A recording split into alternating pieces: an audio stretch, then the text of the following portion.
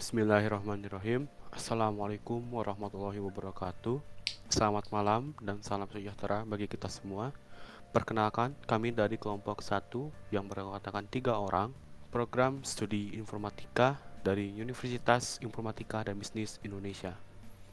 Pada kesempatan ini, kami akan mempresentasikan hasil analisis atau tugas kami mengenai formulasi model matematika dari studi kasus Windows Glass Company menggunakan metode linear programming.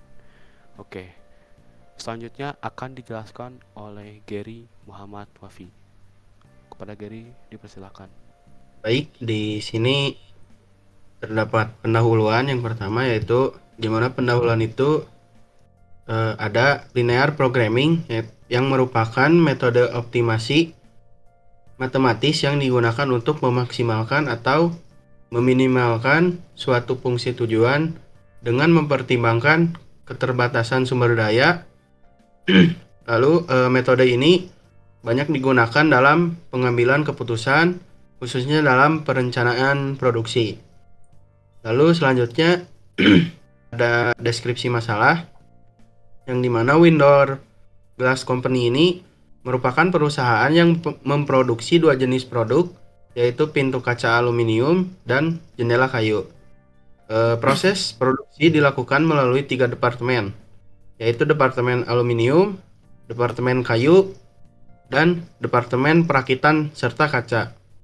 Nah, setiap departemen memiliki keterbatasan waktu produksi, sehingga diperlukan suatu model untuk mengoptimalkan jumlah produksi tersebut. Lalu selanjutnya ada data yang diketahui, yang dimana keuntungan yang diperoleh dari setiap batch produk adalah sebesar 3.000 untuk produk pertama dan 5.000 untuk produk kedua. Kapasitas waktu produksi yang tersedia pada departemen aluminium yaitu 4 jam per minggu, dan departemen kayu sebesar 12 jam per minggu. Lalu yang terakhir departemen perakitan kaca yaitu sebesar 18 jam per minggu. Lalu selanjutnya akan dilanjutkan oleh Azhar.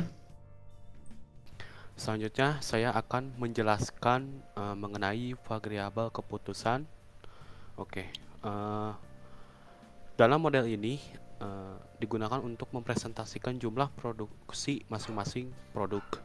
Dalam hal ini, variabel X1 menyatakan jumlah batch produk pertama yang diproduksi per minggu, sedangkan variabel X2 menyatakan jumlah batch produk kedua yang diproduksi per minggu. Penentuan variabel ini menjadi dasar dalam membentuk model matematika yang digunakan. Selanjutnya, fungsi tujuan.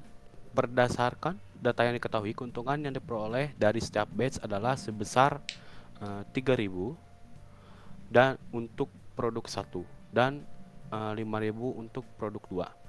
Tujuan utama dari permasalahan ini adalah untuk memaksimalkan keuntungan perusahaan. Ya, sehingga fungsi tujuan ini dapat dirumuskan sebagai berikut. Z sama dengan 3.000 X1 tambah 5.000 X2. Selanjutnya, fungsi kendala. Kendala pertama berasal dari departemen aluminium, yang dimana produk 1 membutuhkan waktu 1 jam untuk setiap batch dengan kapasitas maksimum 4 jam per minggu. Sehingga kendala dirumuskan sebagai X1 kurang dari 4. Selanjutnya, departemen kedua. Kendala kedua ini berasal dari departemen kayu, di mana produk kedua ini membutuhkan waktu 2 jam per batch dengan kapasitas maksimum 12 jam per minggu. Sehingga kendala dirumuskan sebagai 2x2 kurang dari sama dengan 12. Selanjutnya, departemen ketiga. Kendala ketiga ini berasal dari departemen perakitan dan kaca, di mana produk 1 membutuhkan 3 jam dan produk 2 membutuhkan 2 jam dengan kapasitas total 18 jam per minggu. Oleh karena itu, kendala ini dirumuskan sebagai 3x1 tambah 2x2 kurang dari sama dengan 18. Oke, dengan demikian selanjutnya akan dijelaskan mengenai syarat non negatif. Ini dijelaskan oleh Ilham Ahmad Firdaus. Baik, terima kasih Saudara Azhar. Untuk penjelasan selanjutnya itu terkait syarat non negatif. Nah, dari sini untuk variabel keputusan itu harus memenuhi syarat non negatif, yaitu X1 lebih dari 0 dan X2 itu lebih dari 0 juga. Hal ini dikarenakan jumlah produksi tidak mungkin bernilai negatif dalam kondisi nyata ya. Nah, di sini ada model matematika terkait analisis tadi ya. Nah, di sini kita coba untuk bedah dulu. Untuk fungsi tujuannya tadi sudah dijelaskan, yaitu untuk Z-nya itu Z sama dengan 3000 X1 ditambah 5000 X2. Ya, begitu. Untuk set ini kita asumsikan sebagai total keuntungan maksimum per minggunya ya. Nah, untuk fungsi kendala yang kedua ini ya, berdasarkan keterbatasan kapasitas setiap departemennya.